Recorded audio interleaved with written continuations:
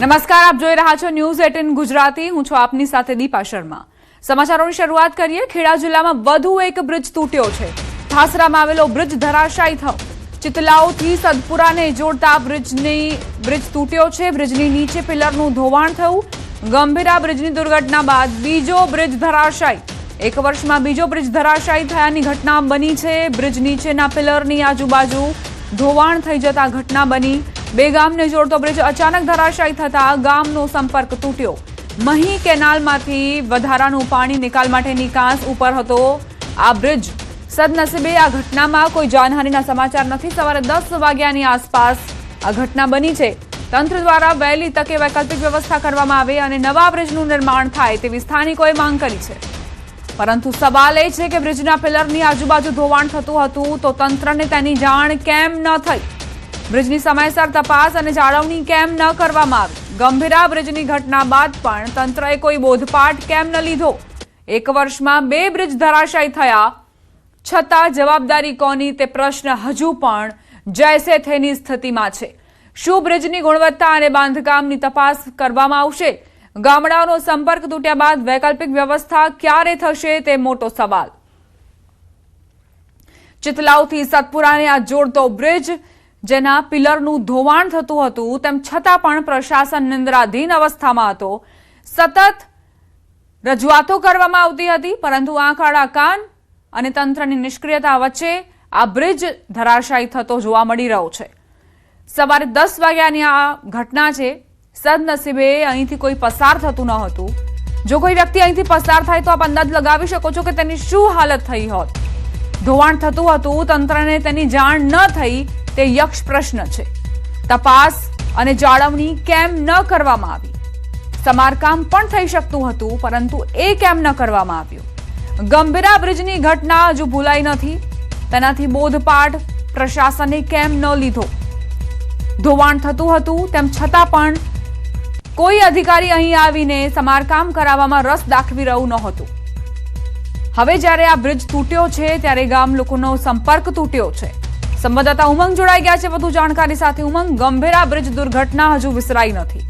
ત્યાં વધુ એક બ્રિજ તૂટ્યો. સદનસીબે અહીં કોઈ પસાર નહોતું થતું કે દુર્ઘટના ટળી છે?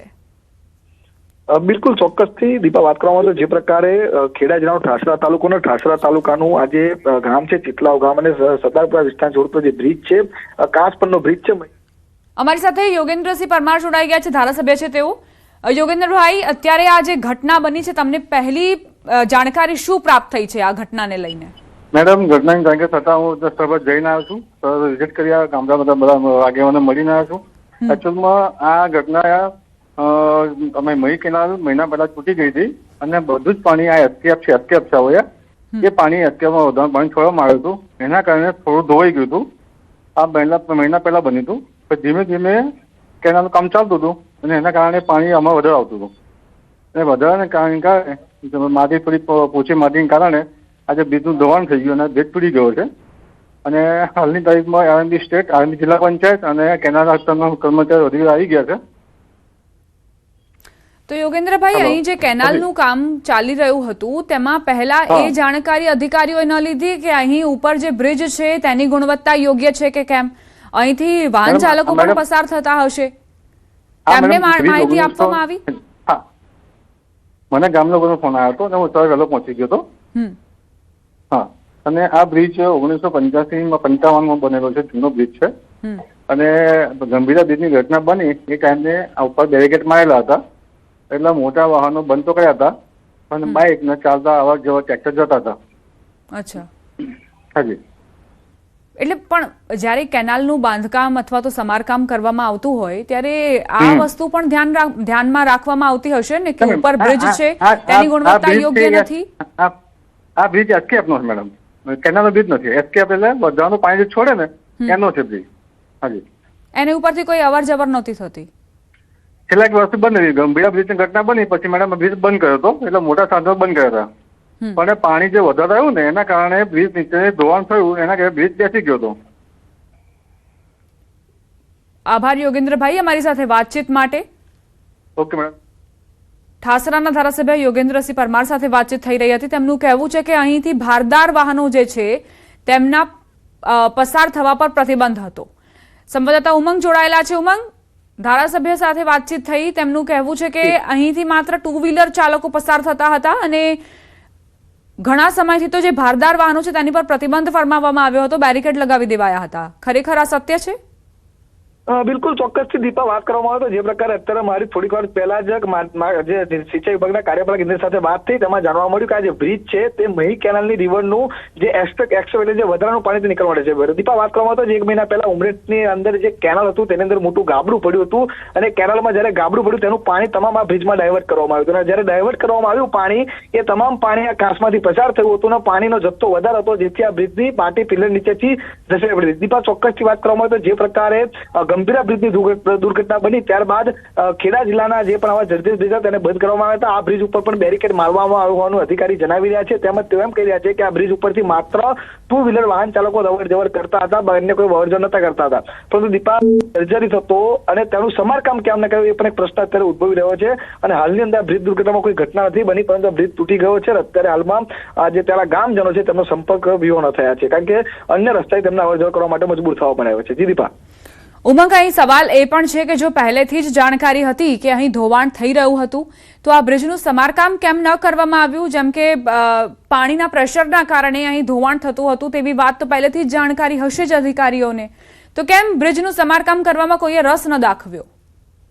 બિલકુલ ચોક્કસથી સવાલ એ પણ ઉભો થઈ રહ્યો છે, કારણ કે આ બ્રિજ છે તે જે કાંસ છે તે કેનાલની અંદર જે વધારાનું પાણી આવતું હોય છે, એસ્કેપ કહેવાતું હોય છે, એસ્કેપમાં પાણી નાખતા હોય છે, ત્યાંથી જે કેનાલ પસાર થતી હતી કેનાલની અંદર ગાબડું પડ્યું ને તેનું પાણી જે ડાયવર્ટ કર્યું એ દરમિયાન અધિકારીઓ ત્યાં કેમ અધિકારી માત્ર એટલો જવાબ આપી રહ્યા છે કે આ બ્રિજની અંદર અમે લોકોએ ત્યાંથી વાહન અવર જવર માટે બેરિકેડ મારી તેને બંધ કરી દેવામાં આવ્યો હતો અને આ બ્રિજ જર્જરિત હતો. આ બ્રિજનું જે નવીનીકરણ માટેનું ટેન્ડર પણ મંજૂરી માટે મોકલેલ હતું તેવું અધિકારી અત્યારે ટેલિફોનિક વાતચીતમાં જણાવી રહ્યા છે. એટલે કહી શકાય કે ક્યાંક આ લોકો અધિકારીની બેદરકારી ચોક્કસથી કહી શકાય કે આ બ્રિજની અંદર તેમને ધોવાણ થયું હતું તો તેનું સમારકામ કેમ ન કર્યું. અને આ સમગ્ર બાબતે અત્યારે હું પણ ત્યાં રસ્તામાં જઈ રહ્યો છું, ત્યાં જઈને ખબર પડશે હકીકત શું છે. ઉમંગ, અહીં સવાલ એ પણ છે કે જેમ ધારાસભ્ય કહી રહ્યા હતા યોગેન્દ્રભાઈ કે અહીંથી ભારદાર જે વાહનો છે તેમની ઉપર પ્રતિબંધ હતો, બેરિકેડ મૂકી દેવામાં આવ્યા હતા અને ઘણા સમયથી અવર જવર બંધ હતી, પરંતુ ટુ વ્હીલર ચાલકોની અવર જવર હતી. તો શું ટુ વ્હીલર ચાલકો જે હોય તેમના જીવનનું કોઈ મૂલ્ય નથી? ચોક્કસથી સવાલ ઉભો થઈ રહ્યો છે કે જો બ્રિજ જર્જરિત હતો, બ્રિજ નીચે ધોવાણ થયું હતું તો બ્રિજ કેમ બંધ કરવામાં ના આવ્યો? બંધ કરવા ઉમંગ, આપ જોડાયેલા રહેજો. મારી સાથે સોમિલ પટેલ જોડાઈ ગયા છે, કાર્યપાલક ઇજનેર છે તેઓ. સર, તમને શું જાણકારી મળી છે આ બ્રિજની ધરાશાયી થવાને લઈને? બ્રિજમાં મેડમ બ્રિજ પરિવહન માટે પ્રતિબંધ કરેલો હતો ઓલરેડી. પછી આ વરસાદમાં ને બ્રિજના પિયરમાં ધોવાણ થવાથી બ્રિજનો પિયર બેસ્યો છે, એના લીધે હાલમાં તો સંપૂર્ણ બંધ છે, કોઈ જાનહાની થયેલી છે નહીં આમાં. અને આરએનબી માર્ગ મકાનનો રોડ છે, માર્ગ મકાન દ્વારા એની દરખાસ્ત પણ કરી દેવામાં આવેલી છે બેન નવીનીકરણ માટે. તો આ જે બ્રિજ છે તેનો ઉપયોગ ટુ વ્હીલર ચાલકો પણ નહોતા કરતા? ના, બિલકુલ ટુ વ્હીલર માટે બંધ હતું. અને આરએનબી પંચાયતનો જે રોડ છે સદર રોડ, જી એમના દ્વારા નવીનીકરણ માટે દરખાસ્ત પણ એમના અમારા કાર્યપાલક સાથે વાત થઈ એ મુજબ એમને કરી દીધેલી છે. અમને જે જાણકારી પ્રાપ્ત થઈ છે એ મુજબ બે ગામનો સંપર્ક તૂટ્યો છે આ બ્રિજના તૂટવાના કારણે, ધરાશાયી થવાના કારણે. તો એ બે ગામના લોકો અત્યાર સુધી કેવી રીતે અવર જવર કરી રહ્યા હતા? કોઈ વૈકલ્પિક માર્ગની વ્યવસ્થા કરવામાં આવી હતી? તમને એ વિશે કોઈ જાણકારી છે? જી મેડમ, હું જાણકારી લઈ લઉં છું એના માટે. ત્યાં આગળ સ્થળ પર જઈ કેનાલથી ત્યાં આગળ મેં પહોંચી રહ્યા છીએ. સર, બીજી કોઈ જાણકારી તમને અત્યાર સુધી પ્રાપ્ત થઈ છે કે આ બ્રિજ કેટલા સમયથી આ જર્જરિત અવસ્થામાં હતો અને તેને સમારકામ કરવા માટે શું કામગીરી? સેટલમેન્ટ થયું છે બ્રિજનું સદર આરએનબી પંચાયતના સાહેબ સાથે વાત થઈ ગઈ છે મારી. સેટલમેન્ટ એટલે કે એટલે સાદી ભાષામાં સમજવું છે સેટલમેન્ટ એટલે કેવી રીતે? પિયરની આજુબાજુ માટીનું ધોવાણ થવાથી બેસ્યો છે. હા, એનો ગર્ડર કે બીજો કોઈ એના લીધે તૂટેલો નથી બ્રિજ. એમના માર્ગ મકાનના કાર્યપાલક સાથે વાત થઈ છે. એટલે માટીના ધોવાણના કારણે આ બ્રિજ તૂટ્યો છે? માટીના ધોવાણના કારણે મેડમ પિયર સેટલમેન્ટના લીધે થયું છે જાણકારી મુજબ. જી. અને આની દરખાસ્ત જે છે તે પણ રજૂ કરી દેવામાં આવી છે નવા બ્રિજની, એવું તમારું કહેવું છે? હા, માર્ગ મકાન વિભાગ દ્વારા દરખાસ્ત રજૂ થઈ ગયેલી છે મેડમ એની પંચાયત, માર્ગ મકાન પંચાયત દ્વારા. તો આને જાણકારી. દૂર કરવા માટે પ્રયત્નો કરવામાં આવી રહ્યા હતા કે આની સમારકામ કરવા માટે પ્રયત્નો કરવામાં આવી રહ્યા હતા? નવીનીકરણની મારી જાણકારી છે ત્યાં સુધી નવીનીકરણની અમને દરખાસ્ત કરી દીધેલી છે. અને હવે કેવા પ્રકારના બનાવવા- પગલાં લેવાશે? કારણ કે ગામનો સંપર્ક તૂટ્યો છે, તો આ બ્રિજને શું સમારકામ કરીને ફરીથી બનાવવામાં આવશે? કારણ કે નવા બ્રિજની સમારકામ જે નહીં થાય. પ્રોસેસ હોય છે તે તો બહુ અમારી ધીમી મકાન હોય છે. સાથે સંકલન કરીને ડાયવર્ઝનનું કોઈ આયોજન કરી રહ્યા છે મેડમ. અમે બાજુમાં ક્યાંક ટેમ્પરરી ડાયવર્ઝન થઈ શકે એના માટે એમના સાથે સંકલન કરી. ઓકે, જી પહેલા કેમ ના કરવામાં આવ્યું? પહેલાથી જાણકારી નહોતી કે પાણી ડાયવર્ટ કરવામાં આવી રહ્યું છે તો કેનાલનું? ધોવાણ થયેલું છે મેડમ નીચે, એના લીધે એટલે સેટલમેન્ટ થયેલું આ તો જણાય છે. સિમ્પલ છે ને કે તમને ખબર જ હશે કે ધોવાણ થવાનું જ છે, કારણ કે આટલા પાણી પ્રેશરથી પાણી આવશે. કોતરમાં પાણી- તમે કોઈ કેનાલનું કોતરમાં પાણી અહીં પાણી કાંસમાં ડાયવર્ટ આવવાથી કરી રહ્યા છો તો પાણીનું સ્તર વધશે એટલે માટીનું ધોવાણ તો થવાનું જ છે. જી તો પહેલાથી જ કેમ પગલા નહોતા લેવામાં આવ્યા? એસ્કેપ કોતરમાં પાણી વરસાદી પાણીના લીધે ધોવાણ થયું છે મેડમ. એ તો કારણ અમને ખબર જ છે, પરંતુ પહેલાથી કેમ કાર્યવાહી ન થઈ મારે એ જાણવું છે. તમને કોઈ મેડમ, રજૂઆત મળી હતી કે આવી રીતે બ્રિજ જર્જરિત અવસ્થામાં છે? જર્જરિત એમના દ્વારા દરખાસ્ત થઈ ગયેલી છે મેડમ, માર્ગ મકાન દ્વારા, અને બંધ બી હતો એટલે. જી આભાર સોમિલભાઈ અમારી સાથે વાતચીત એમને- કરવા માટે. જી મેડમ. જી ખેડા જિલ્લામાં વધુ એક બ્રિજ તૂટ્યો છે. કાર્યપાલક ઇજનેર સાથે મેં વાતચીત કરી. તેમનું કહેવું છે કે માર્ગ મકાન વિભાગ તરફથી દરખાસ્ત મૂકી દેવામાં આવી છે નવા બ્રિજ માટે, પરંતુ એ સવાલ એ થઈ રહ્યો છે કે પહેલેથી જ કામગીરી કેમ ન કરવામાં આવી? બ્રિજ તૂટવાની રાહ કેમ જોવામાં આવી? અધિકારીને જાણકારી હતી કે અહીંથી જમીનનું ધોવાણ થયું છે, એટલે પહેલેથી જ એ લોકો પાસે એવી માહિતી હશે જ કે જો પાણી ડાયવર્ટ કરવામાં આવ્યું અને બ્રિજની આવી અવસ્થા છે તો બ્રિજ તૂટી પણ શકે છે. બે અલગ અલગ દ્રશ્યો આપની ટેલિવિઝન સ્ક્રીન પર છે, ઠાસરાના અને ગંભીરા બ્રિજના. ચિતલાવથી સાતપુરાને જોડતા આ બ્રિજની આ અવસ્થા એટલા માટે થઈ કારણ કે સતત જમીનનું ધોવાણ થઈ રહ્યું હતું અને ત્યારબાદ બ્રિજ તૂટ્યો. 1955ની આસપાસ આ બ્રિજનું નિર્માણ કરવામાં આવ્યું હતું. ખૂબ જ જૂનો બ્રિજ હતો, પરંતુ તેનો ઉપયોગ ગામ લોકો કરતા હતા. અત્યારે પ્રાથમિક જાણકારી એ છે કે 2 વ્હીલર ચાલકો મોટા પ્રમાણે તેનો ઉપયોગ કરતા હતા. ભારદારી વાહનો પર પ્રતિબંધ ફરમાવવામાં આવ્યો હતો બેરિકેડ મૂકીને, પરંતુ અહીં સવાલ એ થઈ રહ્યો છે કે માત્ર બેરિકેડ મૂકીને પ્રશાસનની જે જવાબદારી છે તે પૂર્ણ નથી થતી.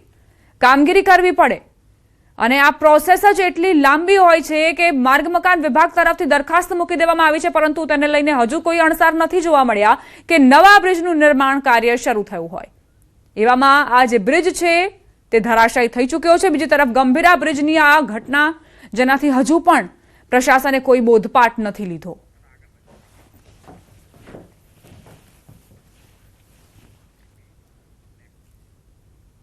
વડોદરામાં 3 કારજુ કંપાવનારી ઘટનાઓ બની છે. રસ્તા પર જતા હોય તો ધ્યાન રાખજો.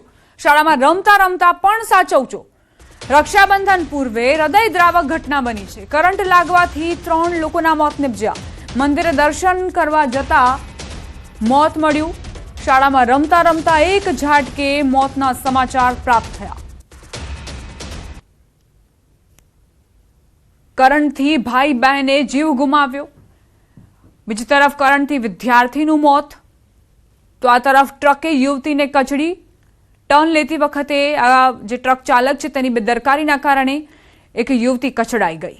આ 3 તસવીરો વડોદરાથી આવી છે જે હૃદય કંપાવનારી છે, હચમચાવી દેનારી છે. વડોદરાના પાદરાના મુજપુરમાં રક્ષાબંધન પૂર્વે હૃદયદ્રાવક ઘટના બની. રક્ષાબંધન પૂર્વે જ ભાઈ બહેનના મોત થયા. મંદિરે દર્શન જતા સમયે ભાઈને વીજ કરંટ લાગ્યો. ભાઈને બચાવવા દોડી રહેલી બહેનને પણ વીજ કરંટ લાગ્યો. કરંટ લાગવાથી ભાઈ બહેનનું કરુણ મોત નિપજ્યું. રક્ષાબંધન પર્વ ટાણે જ એક સાથે 2 યુવાન સંતાનોના મોતથી મુજપુરના રેલેપુરા વિસ્તારમાં શોકનું મોજું ફરી વળ્યું. બંને મૃતદેહોને પોસ્ટમોર્ટમ માટે પાદરા સામૂહિક આરોગ્ય કેન્દ્ર ખાતે ખસેડાયા. પાદરા પોલીસે અકસ્માતે મોતનો ગુનો નોંધીને તપાસ હાથ ધરી. આ તરફ વડોદરાની જ ઘટના કે જ્યાં ફૂટબોલ રમતા વિદ્યાર્થીનું કરંટ લાગવાથી મોત નીપજ્યું. નિઝામપુરાની ન્યૂ ઈરા સ્કૂલમાં આ કરુણ ઘટના બની. શાળાના મેદાનમાં ફૂટબોલ રમતો વિદ્યાર્થી થાંભલાને અડ્યો. થાંભલામાં વીજ કરંટ હોવાથી વિદ્યાર્થીને જોરદાર ઝટકો લાગ્યો. 11મા ધોરણમાં અભ્યાસ કરતા 15 વર્ષના વિદ્યાર્થીનું મોત નીપજ્યું. હોસ્પિટલમાં સારવાર મળે તે પહેલા વિદ્યાર્થી મોતને ભેટ્યો. વિદ્યાર્થીના મૃતદેહને પોસ્ટમોર્ટમ માટે એસએસજી હોસ્પિટલ ખસેડાયો. ઘટના અંગે ફતેહગંજ પોલીસે ગુનો નોંધી તપાસ હાથ ધરી છે. વાત હવે વડોદરાના મકરપુરામાં બનેલી ઘટનાની કે જ્યાં ટ્રક ચાલકનો આતંક જોવા મળ્યો. ટ્રક ચાલકે યુવતીને અડફેટે લીધી. યુવતી પર ટ્રકના આગળ પાછળના વ્હીલ ફરી વળ્યા. ચાલીને જઈ રહેલી યુવતીને અડફેટે લીધી. ટ્રક ચાલકે જોયા વગર વળાંક લેતા યુવતીને કચડી. ઈજાગ્રસ્ત યુવતીને સારવાર માટે હોસ્પિટલમાં ખસેડાઈ. યુવતીની હાલત હાલ અત્યંત ગંભીર છે. માંજલપુર પોલીસે આરોપી ટ્રક ચાલકને ઝડપી પાડ્યો. આરોપી રામસિંહ સોલંકી સામે ગુનો નોંધાયો. પોલીસે સીસીટીવીના આધારે તપાસ તેજ કરી. વડોદરાથી સમાચાર. આજવા રોડની શ્રીજી આશ્રય સોસાયટીમાં બબાલ થઈ. ફ્લેટના પૂર્વ સભ્ય અને કિન્નરે દશામાની સ્થાપના કરી બહારના લોકોને દર્શનનું આમંત્રણ આપતા વિવાદ થયો. બહારથી સેંકડો ભક્તો આવતા ફ્લેટના રહીશોમાં રોષ વ્યાપ્યો. રહીશોએ દર્શનાર્થીઓને ટોકતા મામલો ગરમાયો. કિન્નર, હિમાની માસી અને સમર્થકોએ મારામારી કરી. 6 મહિના અગાઉ બાપોદ પોલીસને લેખિત રજૂઆત કરાઈ હતી. ફરિયાદ છતાં કાર્યવાહી ન કર્યાનો રહીશોનો આરોપ. પોતાના જ ઘરમાં અસુરક્ષિત હોવાનો રહીશોનો દાવો. સોસાયટીના રહીશો પોલીસ મથકે પહોંચ્યા. તમે આ બધું કરવું હોય તો તમે સોસાયટીને બહાર કરો કે ક્લબ હાઉસમાં કરો, પણ એ લોકોને એમ નતો કે નહીં મારે તો મારે ઘરે જ કરવી છે, ઘરે જ કરવી છે. મેં કહ્યું ઘરે જ કરવી હોય તો તમારા ઘરના જ માણસો આવવા જોઈએ, બહારની પબ્લિક ના આવી જોઈએ જે અજાણી હોય. તો એના પછી આપણે કરવા દીધું, બધું થયું, આપણે કોઈ તકલીફ નથી. આજે 3જો-4થો દાડો છે અને કાલથી એમને ગાળામાં ગાળીને બધું ચાલુ થઈ ગયું એમનું. અને હવે તો આજે મારામારી પર આવી ગયા, લેડીઝો પર હાથ ઉપાડવા માંડ્યા. બહારથી એમના જે અસામાજિક લોકો હતા એ લોકો આવીને મારામારી કરવા માંડ્યા. રોકાઈશું એક બ્રેક માટે. આપ જોતા રહો news 18 Gujarati.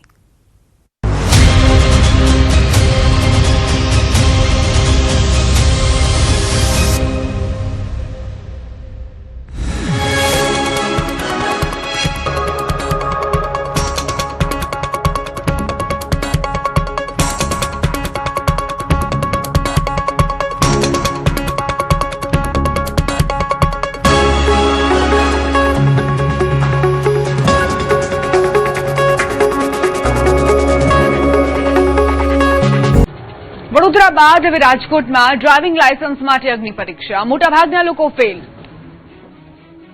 Rajkot આરટીઓમાં driving licence મેળવવા માટે શરૂ કરાયેલી એઆઈ આધારિત ડ્રાઇવિંગ ટેસ્ટ હવે અરજદારો માટે મુશ્કેલીનું કારણ બની છે. 16 જુલાઈથી ઓટોમેટેડ ડ્રાઇવિંગ ટેસ્ટ ટ્રેક શરૂ થયા બાદ મોટી સંખ્યામાં અરજદારો ટેસ્ટમાં ફેલ થઈ રહ્યા છે. ખાસ કરીને 4 વ્હીલરના અરજદારો માટે આ ટેસ્ટ મોટો પડકાર બની રહ્યો છે.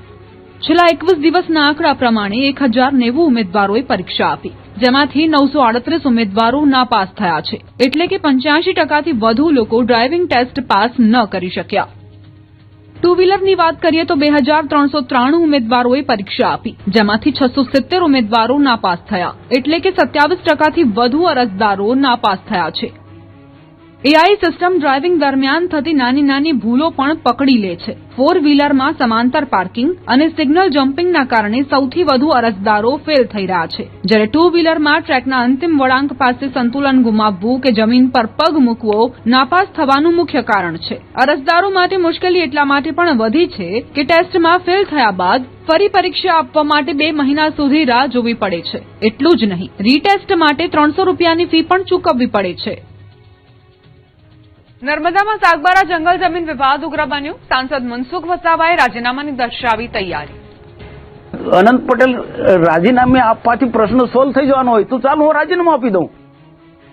સાગબારા ઉમરપાડા વચ્ચેનો જંગલ જમીનનો વિવાદ વધુ ઉગ્ર બનતો જોવા મળી રહ્યો છે. વિવાદ મુદ્દે ભાજપના સાંસદ મનસુખ વસાવા ફરી એકવાર ધરણા પર બેસી ગયા છે અને ન્યાયની માંગણી કરી રહ્યા છે. અને આ વખતે તો તેમણે કોંગ્રેસના ધારાસભ્ય અનંત પટેલને પણ આડે હાથ લીધા. તેમણે અનંત પટેલ પર પ્રહાર કરતા કહ્યું કે મારા રાજીનામાથી જો સાગબારા જંગલ જમીન વિવાદ ઉકેલાઈ જતો હોય તો હું રાજીનામું આપવા તૈયાર છું. મહત્વનું છે કે અગાઉ અનંત પટેલે દાવો કર્યો હતો કે ભાજપના નેતાઓ આંદોલનનું માત્ર નાટક કરે છે. આ મુદ્દે મનસુખ વસાવા લાલઘૂમ થયા હતા અને કહ્યું હતું કે મારી સરકાર હોવા છતાં હું આદિવાસીઓના હક માટે સરકાર સામે લડી રહ્યો છું. અગાઉ પણ આદિવાસીઓના હક માટે ધરણા કર્યા હતા.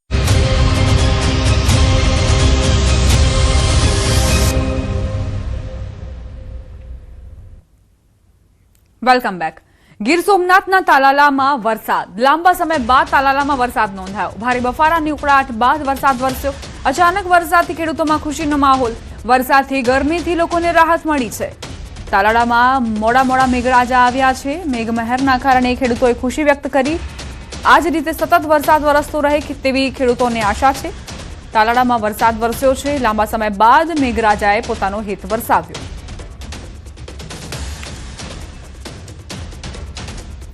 નવસારીના ગણદેવીમાં ધ બર્નિંગ કારના દ્રશ્યો સામે આવ્યા. નેશનલ હાઈવે 48 પર લક્ઝરી કાર સળગી ઉઠી. દુવાડા ગામ પાસે કારમાં આગથી નાસભાગ મચી. નેશનલ હાઈવે પર વાહનોની લાઈન લાગી. કારમાં સવાર 4 લોકોનો ચમત્કારિક બચાવ થયો. ગણદેવી ફાયરના જવાનોએ આગ પર કાબુ મેળવ્યો છે. મહારાષ્ટ્રના સોલાપુરમાં ભયાનક અકસ્માત. રૂવાડા ઉભા કરી દેતા દ્રશ્યો સીસીટીવીમાં કેદ થયા. બેકાબુ ટેમ્પોએ 2 લોકોને ટક્કર મારી. શાકભાજી માર્કેટમાં આ દર્દનાક ઘટના બની. અકસ્માતમાં બંને વ્યક્તિઓને ગંભીર ઇજાઓ પહોંચી છે. આ ટેમ્પો ચાલક જે સ્ટેરિંગ પરથી કાબુ ગુમાવે છે અને ત્યારબાદ 2 લોકોને તે ટક્કર મારે છે. સોલાપુરમાં હચમચાવનારા દ્રશ્યો સીસીટીવી કેમેરામાં કેદ થયા છે. એક વ્યક્તિ જે શાક ખરીદવામાં વ્યસ્ત છે, અન્ય એક વ્યક્તિ તે પણ ત્યાંથી પસાર થઈ રહ્યો છે અને તે સમયે આ ટેમ્પો ચાલક બંનેને ટક્કર મારે છે. ટક્કર એટલી ભયાનક હતી કે બંનેને હોસ્પિટલના બિછાને પહોંચાડી દીધા. અમદાવાદમાં સુભાષ બ્રિજ સર્કલ પાસે હત્યાની ઘટના. અગાઉના ઝઘડાની અદાવતમાં યુવક પર હુમલો. 37 વર્ષીય અજય સાલ્વી નામના યુવકની છરાના ઘા મારીને હત્યા કરાઈ. 5 થી 7 લોકોએ ધાર્યું અને છરી જેવા હથિયારો સાથે હુમલો કર્યો. એક યુવકનું ઘટના સ્થળે જ મોત નીપજ્યું. રાણીપ પોલીસ ઘટના સ્થળે પહોંચી છે. આરોપીને પકડવા માટેની તજવીજ શરૂ કરી છે. 12 દિવસ પહેલા મદ્રાસીના છાપરા વિસ્તારમાં માથાકૂટ થઈ હતી. ભદ્રેશ નામના વ્યક્તિ સાથે ગાળો બોલવા બાબતે મૃતક અજયે ટકોર કરી હતી. અગાઉ મૃતકે ભદ્રેશને ટકોર કરતા મારામારી થઈ હતી. અગાઉની મારામારીની અદાવત રાખીને રાત્રિ દરમિયાન 12 લોકોના ટોળાએ આવી મૃતક અજય પર હુમલો કર્યો. રાણીપ પોલીસ સ્ટેશનમાં વિશાલ ચૌહાણ, સાગર ઉર્ફે માફિયા પરમાર, અંકિત પરમાર સહિત 5 સામે ફરિયાદ દાખલ. 12 દિવસ પહેલા એક બનાવ બન્યો હતો અમારે ત્યાં મદ્રાસી છાપરામાં. તો ત્યાં એવું હતું કે એક ભદ્રેશ નામનો છોકરો છે જે અંકિત નામનો એ છે, એનો બનેવી થાય છે અંકિત, સમજી લો. તે એ ત્યાં અમારી નાની મોટી મગજમારી થઈ હતી સાહેબ. તે મગજમારી અમારી પતી ગઈ તો ફોન ઉપર એમ ધમકી આવતો, ભાઈ તું તારે બહુ દાદાગીરી થઈ ગયો અજયને કે, જે મરનાર છે એ વ્યક્તિને કહેતો હતો, બોલે કે તું બહુ દાદા થઈ ગયો છે, તારું મર્ડર કરી નાખીશ. એ વ્યક્તિ પત્યા પછી એના પછી 4 દિવસ પછી અમે આ સર્કલે અહીં ચા પીતા હતા. તો ચા પીતા અંકિત અને પાવડર રૂપે પાર્થ ઉર્ફે પાવડર આવ્યો. તો અમારો જે માસીનો છોકરો હતો અજય ભાગીરથ સાલ્વી, એના આઈને ડાયરેક્ટલી 2-4 લાફા મારી દીધા. અમદાવાદના સુભાષ બ્રિજ સર્કલ નજીક મોડી રાત્રે ખૂની ખેલ ખેલાયો છે. આપ દ્રશ્યમાં જોઈ શકો છો. આ જે દ્રશ્ય છે કે જ્યાં આ હત્યાનો બનાવ બન્યો છે. અજય નામનો યુવક છે તે અહીં હોવાની જ્યારે માહિતી મળી હતી ત્યારે કેટલાક લોકો એક બોલેરો પિકઅપ વાનની અંદર લગભગ 5 થી 7 લોકો આવ્યા હતા અને તેની પર ધારિયા વડે હુમલો કર્યો હતો. તેમાં અજય નામનો યુવક છે તે ગંભીર રીતે ઈજાગ્રસ્ત થયો હતો અને તેનું મૃત્યુ નીપજ્યું હતું. જ્યારે સમગ્ર ઘટનાની જાણ પોલીસને કરવામાં આવી હતી ત્યારે રાણી પોલીસ તાત્કાલિક ઘટના સ્થળ પર પહોંચી હતી અને આ સમગ્ર મામલે ફરિયાદ નોંધીને વધુ તપાસ શરૂ કરી છે. આરોપીઓને પકડવા માટે અલગ અલગ ટીમો પણ બનાવવામાં આવી છે. જો કે મહત્વની બાબત તો એ છે કે પ્રાથમિક તપાસમાં જાણવા મળી રહ્યું છે કે અજયને તેની જ નજીકમાં રહેતા એક યુવક સાથે છેલ્લા 10 દિવસ પહેલા ઝઘડો થયો હતો અને ત્યારબાદ 4-5 દિવસથી સતત તેને ધમકીઓ પણ મળી રહી હતી. હાલમાં પોલીસે આરોપીઓને પકડવા માટે અલગ અલગ ટીમો બનાવીને રવાના કરી છે. કેમેરામેન નિલેશ સોસા સાથે ઋત્વિજ સોની, ન્યૂઝ 18 ગુજરાતી, અમદાવાદ. નવસારીથી સમાચાર. ચીખલીના અંબાચ ગામે પિતાએ પુત્રની હત્યા કરી.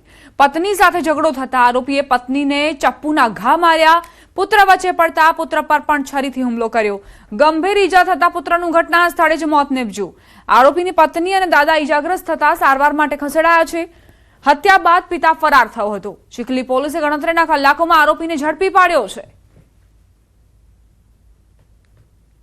અંબાચ ગામે પતિ પત્નીનો ઝઘડો થયેલો અને જેમાં પત્ની જે ભારતીબેન છે તેણે તેના પતિ એટલે કે નિલેશભાઈ, પત્નીને એટલે કે ભારતીબેનને નિલેશભાઈએ છરીથી પેટમાં મારેલો. ત્યારે તેનો સગો દીકરો સૂરજ વચમાં પડતા સૂરજને પણ તેની છાતીની અંદર એક છરીથી જીવલેણ ઘા મારેલો અને સૂરજનું ત્યાં સ્થળ ઉપર જ મૃત્યુ નિપજાવેલા. નવસારીની આ ઘટના ખરેખર ચોંકાવનારી છે કે જ્યાં પુત્રને જ પોતાના પિતાએ જ પુત્રને મારીને અને ત્યારબાદ હત્યા કરી. પતિ પત્નીના ઝઘડામાં પુત્ર વચ્ચે પડ્યો હતો અને તે દરમિયાન પિતાએ તેને મોતને ઘાટ ઉતારી દીધો. હત્યા કરીને આરોપી પિતા ફરાર થયો હતો, જેને પોલીસે ગણતરીના કલાકોમાં ઝડપી પાડ્યો. અમદાવાદમાં આગામી વર્ષોમાં યોજાનારી કોમનવેલ્થ અને ઓલિમ્પિક્સ જેવી મોટી આંતરરાષ્ટ્રીય ગેમ્સની તૈયારીઓ શરૂ કરી દેવાઈ છે. જેને લઈને અમદાવાદ મહાનગરપાલિકા દ્વારા ટેકનોલોજી આધારિત મોનિટરિંગ સિસ્ટમ ઊભી કરવામાં આવશે. કોમનવેલ્થ દરમિયાન દેશ વિદેશમાંથી ખેલાડીઓ, પ્રતિનિધિઓ અને મુલાકાતીઓ અમદાવાદ આવશે. તેમની સુવિધા, મોબિલિટી સહિતની વ્યવસ્થાની કામગીરી માટે અલગ અલગ એજન્સીઓ તથા વોલન્ટિયર્સ કાર્યરત રહેશે. આ તમામ કામગીરી એક જ પ્લેટફોર્મ પરથી જાણી શકાય અને જરૂરી સંકલન થઈ શકે તે માટે વિશેષ ડેશબોર્ડ બનાવવામાં આવશે. કોર્પોરેશનની ઈ ગવર્નન્સ કમિટીએ આ માટે મંજૂરી આપી છે. આ ડેશબોર્ડ માટે ₹9.40 કરોડનો ખર્ચ થશે.